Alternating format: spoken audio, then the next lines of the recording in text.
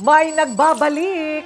Isang reyna sa showbiz na for sure ating na-miss. Siya, si Miss Hilda Coronel. Sa halos 6 na dekada sa loob ng industriya ng TV at pelikula, ang kwento ng kanyang buhay mula sa pag-abot ng pangarap, papel bilang anak, asawa, ina at babae ay sadyang ganap na isang napakagandang obra. Bakit ang karakter na Sisa ay sinasabi niyang halos kapareha daw niya? Ano ba ang hindi pa natin alam sa luha at tawa ng isang veteranang artista? Totoo ba na si Hilda at Sisa iisa?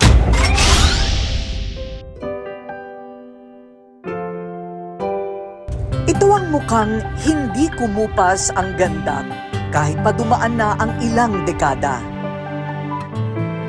Gold standard of acting is back kasabay ang engranding comeback movie na Sisa, ang nag-iisang Hilda Coronel.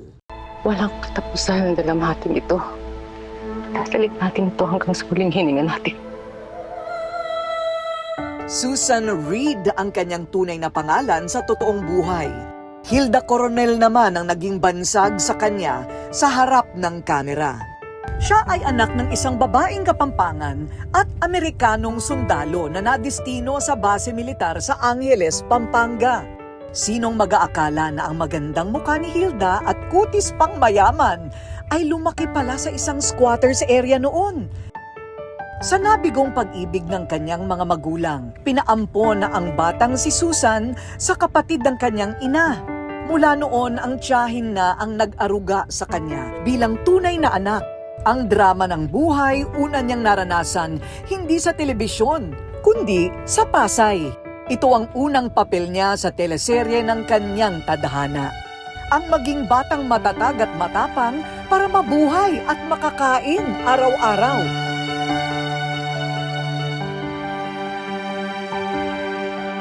Alam mo yung buhay mahirap kasi nagtataka yung marami. Paano niya nahuhugot ang lahat ng nahuhugot niya in Siyang and all these other beautiful films? Well, makikita mo sa Insyang, sa Squatter, yung mga pelikula sometimes ni Rino, hinuhugot niya yung mga istorya ko, ginagawa niyang buo. Like Hello Soldier was also my story, yung Father American. Tapos Insyang is also like that. Kasi laki ako sa slums ng Pasay. So sanay ako sa hirap, nagigib ako ng tubig, nagsisibak ako ng kahoy, naglalaba ako, sumasakay ako ng jeep, ng tricycle, naglalakad ako. There are days wala kaming pagkain sometimes, you know? Really? Slums. When you say slums, talagang Squatter talaga. or squatter talaga. Yeah. Well, they call them urban poor now. Dahil sa regalo ng langit na magandang muka ng bata, alam ng kanyang ina-inahan na pwedeng maging artista ito balang araw. Isang paniniwala na hindi nila pareho, inakalang magkakatotoo. Iniinda mo ba yung kahirapan niyo dati when you were a child? Yeah, syempre, nahirapan din ako, right? Hindi ako pinapayagang maglaro. Talaga yung nanay ko, iniisip niya na magka-artista to. Kasi sa squatter, ikaw lang yung medyo maputi. Ikaw yung medyo umaangat yung itsura mo. Dinadala ako ng nanay ko sa palengke. So natutuwa yung mga tindera. Pag nakita, ang ganda-ganda ng batang to, magka-artista to. Ito yung galunggong. Oh. May galunggong na kami bawat stall. Oh, may racket. So, may racket, bata pa. Okay. So yung ganun. Pero I always hear that magka-artista ito. Which hindi ko naintindihan at all what it means. Isang araw, bigla raw napansin ng isang editor sa pelikula ang angking ganda at karisma ng batang si Susan. Ari, ang ganda ng anak mo. Pwede natin siyang gawing artista. Inalok agad siyang mag-artista sa prestihiyosong Leia Productions noong 1969. At doon na nga nagsimula ang pagsikat ng pangalan na Hilda Coronel. Niyakap agad ni Hilda ang bagong mundong pinasukan. Sa kanyang ikatlong pelikula pa lang na Santiago noong 1970, nasungkit agad ni Hilda ang unang parangal bilang famous Best Supporting Actress. At 13 years old, tinawag ka ng young legend kasi nakakuha ka na kaagad ng fama. Supporting sa third film ko as an adult actress, not as a child star. Wow! So, wala pang nakakatalo. What movie was that? Santiago with Fernando Po. And your role was? Pipi na, bulag pa. Ang hirap naman. Medyo mahirap. So, mahirap na para manalo ka no. It was kind of hard.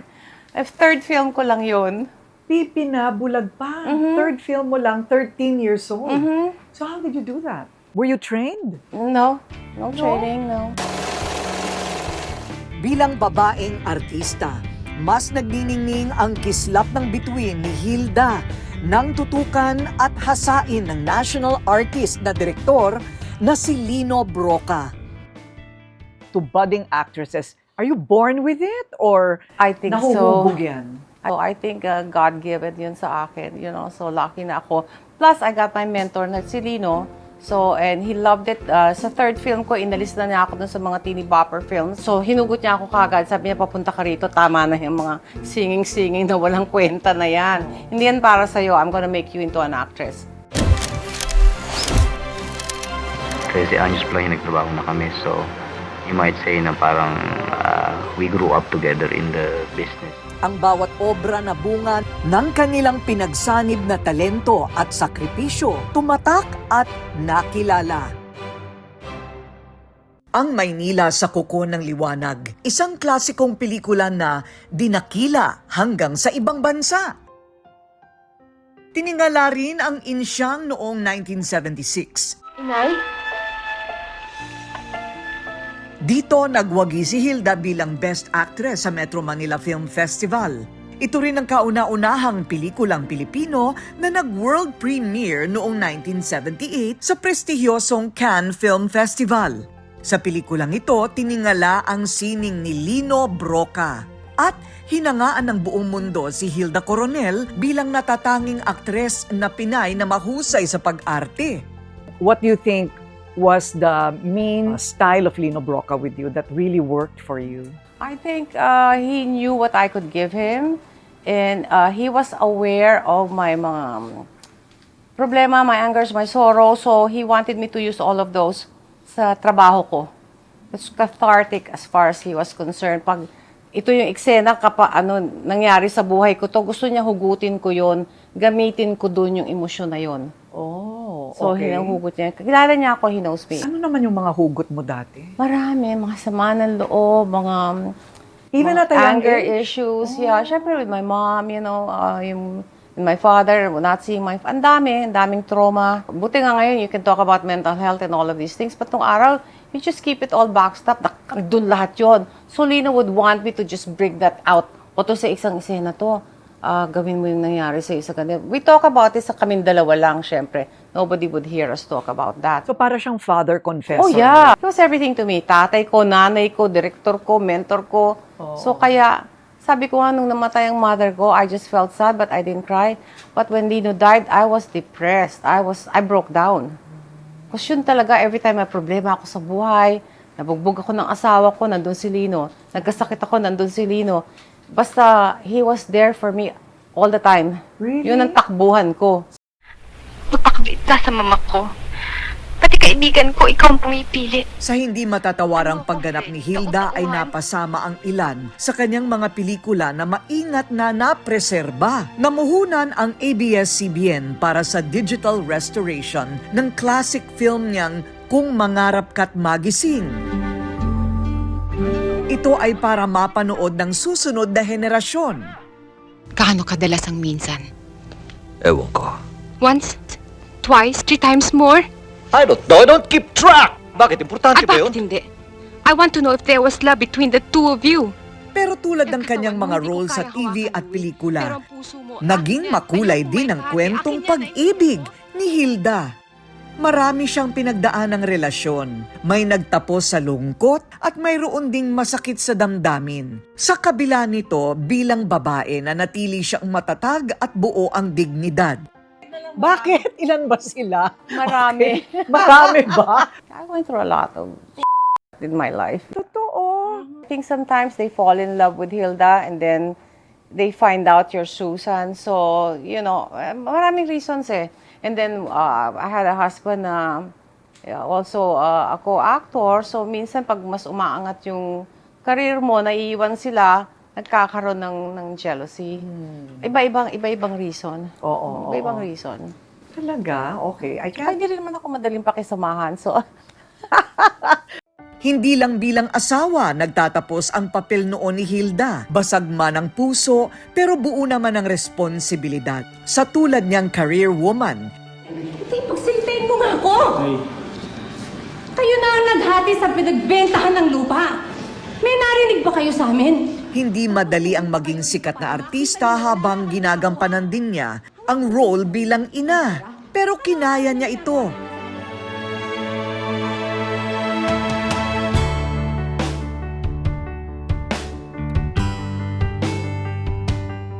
So, how are you naman as a mom? I do the best I can. I'm disciplinarian ako ng konti, but I'm very fair.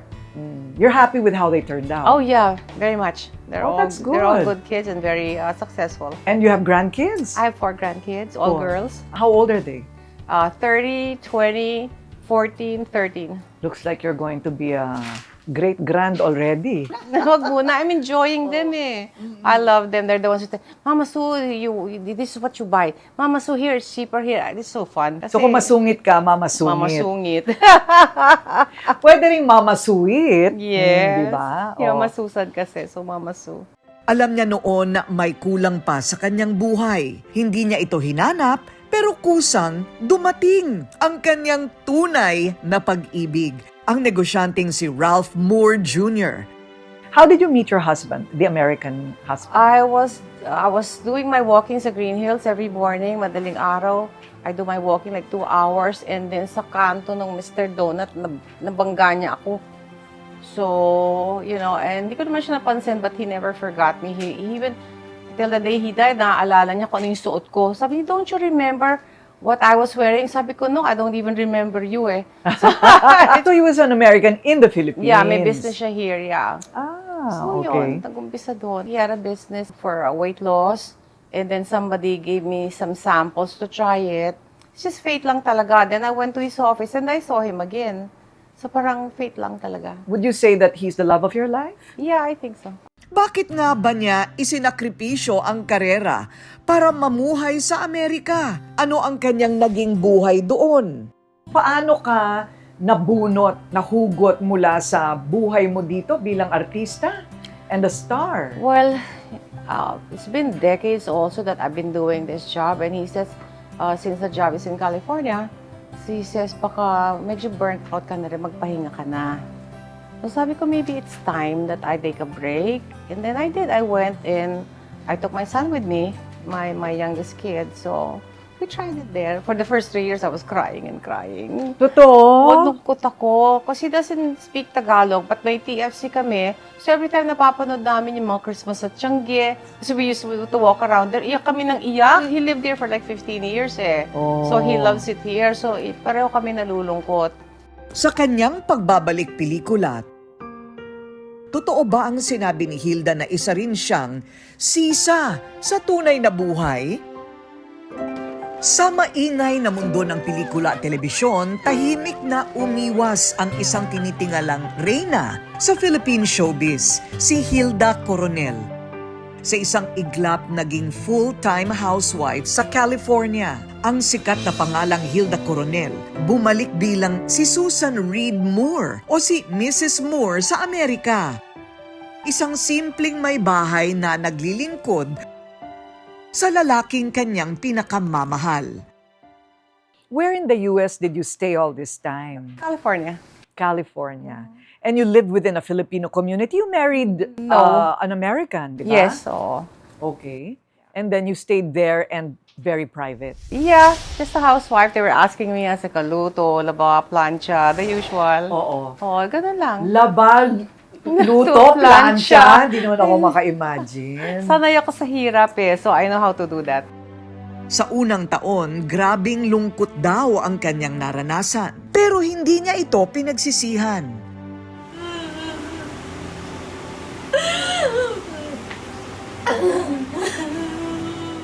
Imbis rin na makeup o di kaya'y script ang kanyang hawak, naging gawain sa bahay ang kanyang naging routine araw-araw. Kahit pa nasa kabilang sulok ng daigdig si Hilda, umaabot pa rin ang imbitasyon sa kanya para gumawa ng pelikula. Nung una na malagi si Hilda sa Amerika ng mahigit kumulang 12 taon. bago siya nagbalik pelikula para sa The Mistress bilang selebrasyon ng kanyang ika-42 anibersaryo sa showbiz. Cream of Well, hello, husband. Rahina. Are you not going to introduce me to your latest caregiver? I'm assuming that's what you are, Iha, right? I'd like But by the way you're dressed, you look more like a prostitute than a caregiver. If the script is nice, I'll be back like I did for The Mistress 13 years ago. So, this one came up. Ang haba naman ng gap. Kasi naging housewife eh. But minsan my husband will say, never mind, don't go home ha. Matampuhin. Ayaw niyang maiwan. Pag pwede siyang sumama, okay lang. Right. Like when I did The Mistress, sumama siya. So, that was okay. And that was 30 years ago. Yeah. So the past 30 years, you would come back and forth sa Philippines? Yeah, pabalik-balik lang. As long as I am alive, you will never be promoted to wife! Blockbuster ang The Mistress ng Star Cinema. Sa kanyang mahusay na pagganap, nanalo muli siya bilang Best Supporting Actress sa 31st Luna Awards ng Film Academy of the Philippines. Patunay na hindi nawala ang kanyang iconic acting. Pagkatapos gumawa ng pelikula at parangal, agad ding bumalik sa kanyang karaniwang buhay si Hilda sa Amerika. Doon raw siya masaya. Pero ang kwento ng kanyang pag-ibig tinapos ng kapalaran noong 2023. Ang kanyang asawa tuluyang nagpaalam sa kanya. At the beginning, it was hard. I don't think parang catatonic. I was depressed. I had PTSD because sa bahay siya na-stroke. So, nag-CPR pa ako while talking to 911 and all that. Biglaan and nahirapan ako for more than almost siguro mga 2 years talagang hindi mo ako makausap ng matino. Oh, wow. Para akong mababaliw. So who consoled you? My son, my children, sila lang. But I kept quiet, stayed in the house. How did you climb out of that hole? I just decided one day I needed to do something creative, like going back to work, doing something creative so I can get out of it. Otherwise, that would have really put me down. Pagkaraan ng halos 30 taong pahinga, muli nagbalik si Hilda Coronel sa kanyang unang pag-ibig, ang pag-arte sa harap ng kamera bilang si Sisa. Bakit itong Sisa ang naisip mo? It's an interesting script. It's beautiful and it's a different role for me na hindi ko pa nagagawa. Of course, meron kami mga confrontation here, in Spanish and may drama, but it's different.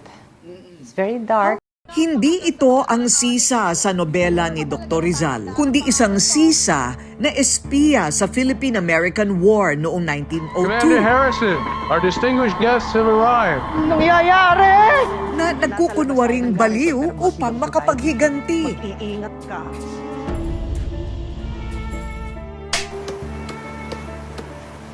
Walang reklamo si Hilda sa kahit anong hilingin sa kanya. Lumabas lang daw na makatotohanan ng bawat eksena. Pero may chika na sobrang hirap daw at mainit sa set. Sobra talaga. It was like 97 to 100 degrees sa bundok ng Tarlac. It was very hot and then naka-wig kami. Tapos ang costume namin, like parang sackcloth. But the wig is the deadliest, Tapos may prosthetics ako, Sunog na sunog kami, init. But does that add to, does that add to the scene or to the atmosphere or your ability?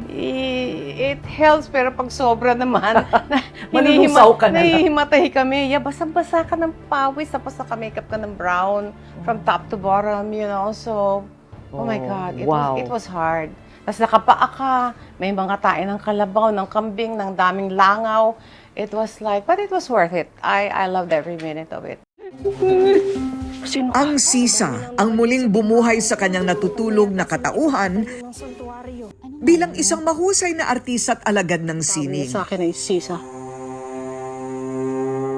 Did you not find it difficult going back on the set? No. Ganun pa rin, mabilis ka pa rin umiyak? Yeah. Really? So the technique from before and now is the same? Yeah, for me. I just get into the role and do it. Simple as that, yeah. Sa lahat ba naman ng kanyang pinagdaan ng hugot sa buhay, totoo nga bang si Hilda, si Sisa, ay iisa? Oh, what's your dark side? Ano bang dark side ko? May pagkaloka-loka ka talaga. Oh, I'm sure. Oo, I'm sure loka-loka ako. Bumagay siya. Sa sisa. Dapat lang, yeah. Tsaka I'm very honest, very frank. And then I'm very emotional also. Oh, so talagang medyo mabilis ako masaktan. So pag nasaktan ako, mabilis din medyo sharp din yung tongue ko. So, so hindi magandang kombinasyon. Well, looks like you're an intelligent woman. And many times, intelligent Ayaw people nila are like nun. that. Yeah, ayaw din nila minsan nung ganon. Ang layo na ng narating ng batang galing sa squatters area. Ang dalagang hindi lang maganda ang muka, kundi may natatanging talento. Si Hilda ay si Susan bilang anak, ina at asawa. Si Hilda ay si Sisa bilang mahusay na artista at kaibigan. Dalawang pangalan, pero iisa ang pagkakakilanlan.